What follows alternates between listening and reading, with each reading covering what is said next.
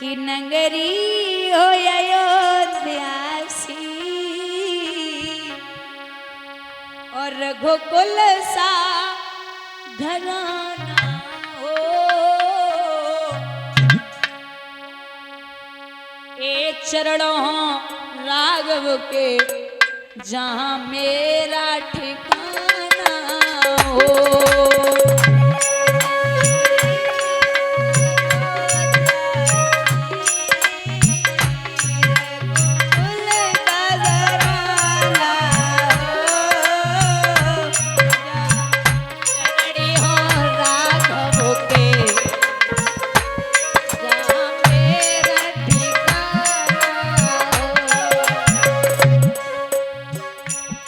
लक्ष्मण सा भाई हो कौशल्या माई हो। स्वामी तुमने सा मेरा भाई हो।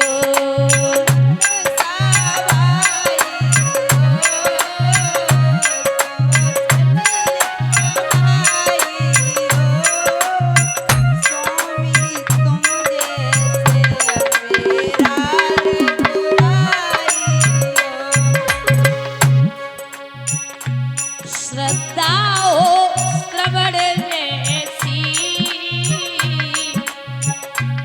सबरी सी भक्ति हो। हनुमत के जैसी निष्ठा और शक्ति हो।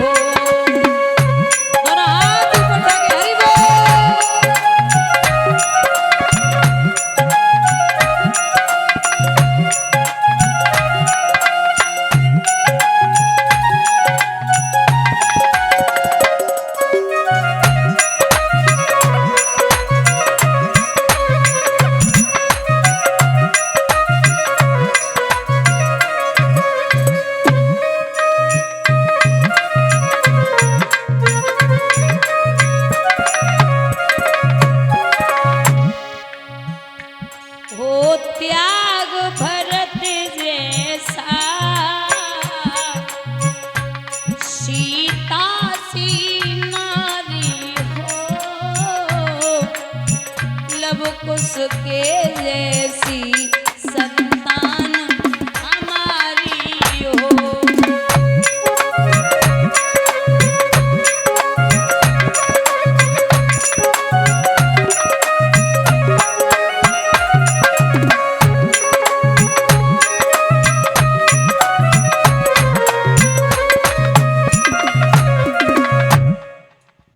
आशीर्वाद लिया मैया से, पुनः सीता मैया वापस आई। एक बात और बहुत ध्यान से सुनना, आपको बता दें जो स्वयंवर हुआ था, संत बैठे हैं, स्वयंवर की चिट्ठी हर जगह गई थी लेकिन एक जगह नहीं गई। कहाँ? अयोध्या अवधपुरी में महाराज ये पत्र नहीं गया था। कारण अलग अलग 3 प्रमाण हैं। पहला प्रमाण ये है कि एक समय राजा जनक को कोढ़ हो गया, तो कहा गया था कि कोई पतिव्रता औरत हो तो राजा जनक के ऊपर एक लोटा जल चढ़ा देगी, वो निरोगी हो जाएंगे। हर जगह चिट्ठी गई, एक पत्र अवधपुरी में पहुंचा तो मैया कौशल्या ने पढ़ा। मैया कौशल्या तैयार हुई, तब तक एक मेहतरानी ने कहा कि देवी जरा सी तो बात है, आप क्या करोगी जाके? मैं जा रही हूं। तो मैया कौशल्या की जगह पे रथ सजा कर के मेहतर की पत्नी मेहतरानी रथ पे बैठ के राजा जनक के ऊपर एक लोटा जल चढ़ा के आई। राजा जनक निरोगी हो गए। पहला प्रमाण। दूसरा, ये जो राजा दशरथ थे ये चक्रवर्ती थे और इनके अंदर ये शक्ति थी कि एक मृतक व्यक्ति को भी ये जीवित कर सकते थे। एक दिन राजा जनक के छोटे भैया, राजा जनक के छोटे भैया कुशध्वज शिकार खेलते खेलते आ रहे थे, तो ये अवधपुरी की सीमा में प्रवेश हो गए और हिरण के चक्कर में इन्होंने एक मैया गाय को बाण मार दिया। गाय जमीन पे गिर पड़ी और जैसे ही मां जमीन पे गिरी, महाराज गाय की मृत्यु हो गई। कुशध्वज बड़े परेशान, जब परेशान हुए जाकर के कहा कि राजा दशरथ बड़े अच्छे हैं, शक्ति है इनके अंदर, ऐसा विद्वान कहते कि मृतक को जीवित कर सकते, तो उनको बुलाया जाए।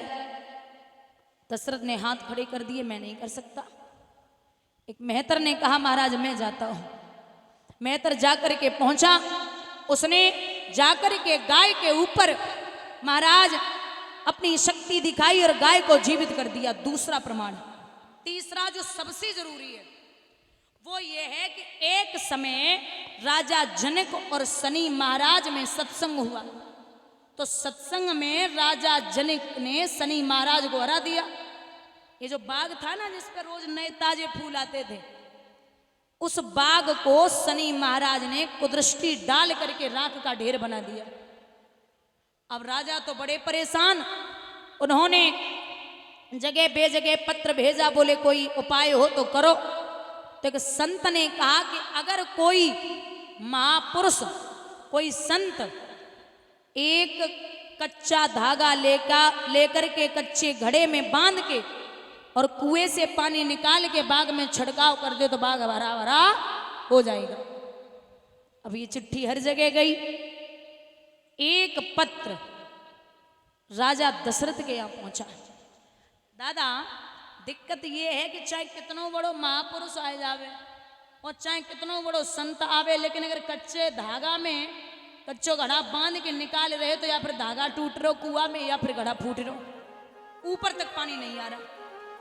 ये चिट्ठी राजा दशरथ ने पढ़ी। राजा दशरथ बोले कि जब कोई नहीं कर पाए हो तो फिर हम क्या कर सकते हैं? जब बड़े बड़े वीर नहीं कर पाए तो हम क्या कर लेंगे? तो बड़े चिंतित होकर के और सैन्य कक्ष में लेट गए। जब भी मैया कौशल्या भोजन लेके आती तो राजा दशरथ कहते कि आप थाली यहीं रख दो, मैं बाद में खा लूंगा, और थाली पलंग के नीचे सरका देते। 7 दिन रह गए दादा, राजा दशरथ ने अन्न को एक टुकड़ा नहीं खाओ। और खाया इसलिए नहीं कि अगर गया वो काम नहीं कर पाया तो अवधपुरी की बेइज्जती, और अगर नहीं गया तब भी अवधपुरी की बेइज्जती कि फलाने राजा नहीं आए। तो क्या करें? 8वें दिन एक मेहतर आया।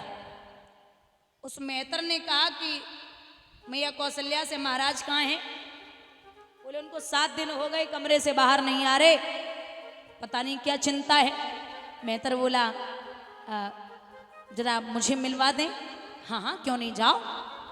मेहतर मिलने के लिए पहुंचा, राजा दशरथ को प्रणाम किया, महाराज की जय हो, एक बात पूछनी है। नाथ क्या चिंता है, आप राज्य में नहीं आ रहे? जवाब दिया कोई बात नहीं, स्वास्थ्य ठीक नहीं है। मेहतर बोला सच बोलिए ना महाराज, क्या बात है? बोले बस ऐसे ही मन नहीं किया। मेहतर ने तीसरी बार पूछा सच बोलिए ना महाराज, क्या बात है, आप क्यों नहीं जा रहे?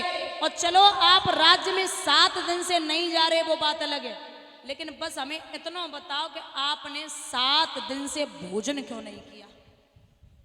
बुजुर्गों, ये खुद की पत्नी नहीं जानती थी कि राजा ने भोजन किया या नहीं किया।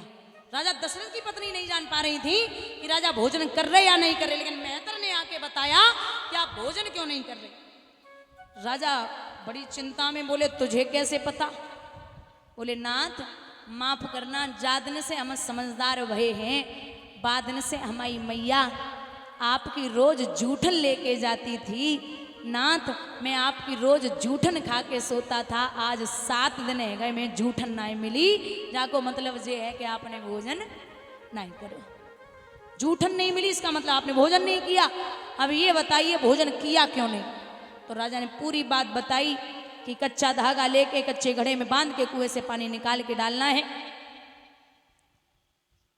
तो मेहतर बोला उठ जाइए। राजा को उठाया, बोले भोजन करिए। भोजन करवाया। महाराज जूठन छोड़िए, जूठन छोड़ी। मेहतर ने जूठन खाई, ऊपर से पानी पिया, जवाब दिया आप यहीं रहिए, मैं जाता हूं।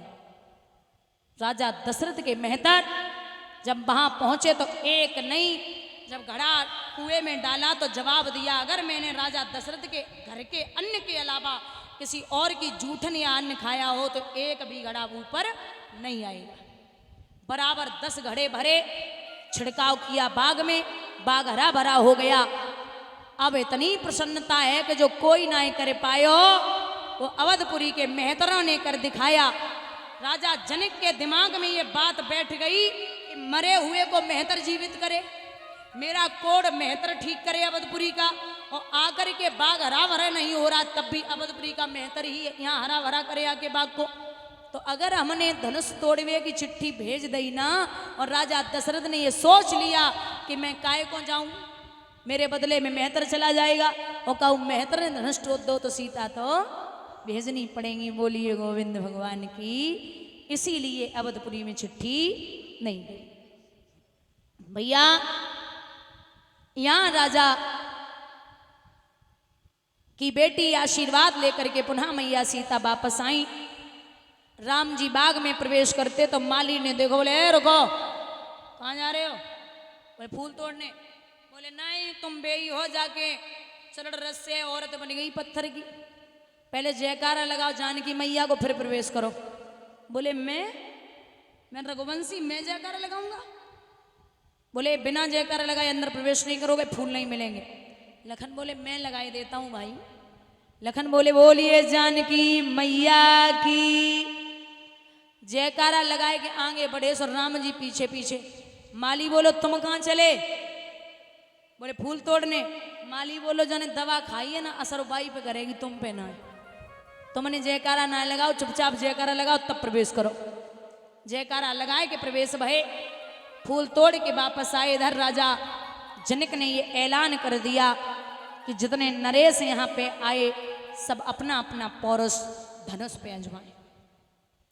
तो सुनते ही ये सूचना उमड़ पड़े महिपाल, कमर बांधे मैदान में कूद पड़े तत्काल।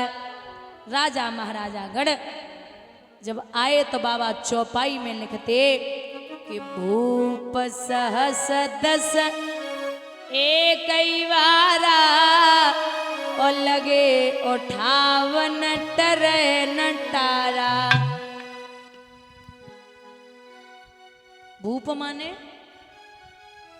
राजा, भूप माने राजा, और शेष माने 1000। शेष माने 1000, भूप शेष 10,000। एक ही 12, संस्कृत में दिन को कहते 12, संस्कृत में दिन को कहते 12।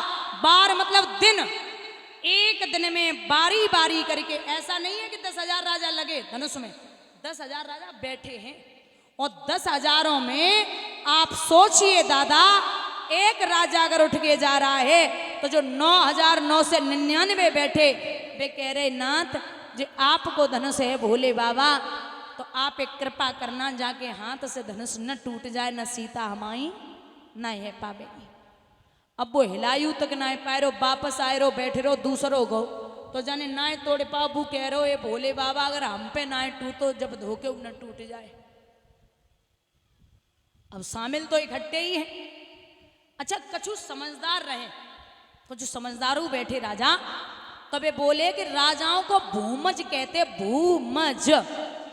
और सीता मैया कहां से आई हैं? भूमि से। और राजाओं को कहते भूमज। तो राजा कहते हैं कि भूमज मतलब भूमि से सीता मैया आई, तो भूमजों की बेटी हुई सीता, इसलिए बाप बेटी से विवाह नहीं कर सकता, मैं धनुष नहीं तोड़ूंगा। कछु अभिमानी बैठे सोबे बोले कि हम तो पैसों ना तोड़ेंगे। बोले क्यों? अगर हमने तोड़ दो तो जो बेचारे और मुंह देख रहे इनकी सीता ना है पावेंगे, तासे हम तो बैठे ही हैं। अब आपस में बातें कर रहे, कछु ठिठोली कर रहे, कछु हंसे रहे, कछु जाए रहे, कछु तोड़ ना पाए रहे।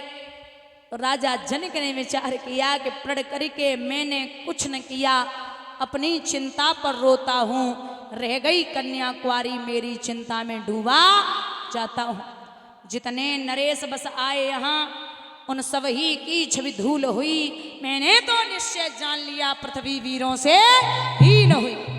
अब पृथ्वी पर कोई वीर नहीं बचा। अब इतनी बड़ी बात का उस कह दे और रघुवंशियन को बच्चा बैठो हो बे बापे कहां सर पड़ेगो ऐसो। आग लग गई लखन के शरीर में। चिल्ला करके बोले जनक क्या बोल रहे हो। राम जी बोले हैं क्या कर रहे भाई, समझ नहीं आ रहा। होने वाले ससुर हैं न जनक जी न जनक महाराज न श्री जनक, आगे पीछे सम्मान है ही ना, सीधी जनक। बोले बोलो तो जल को थल कर दूं, ऊपर से लाऊं तारों को, सुरमे की तरह पीस डालूं पृथ्वी जनार पहाड़ों को। अगर भैया की आज्ञा मिल जाए तो मैं आसमान से तारे ले आऊं। ये धनुष बहुत छोटी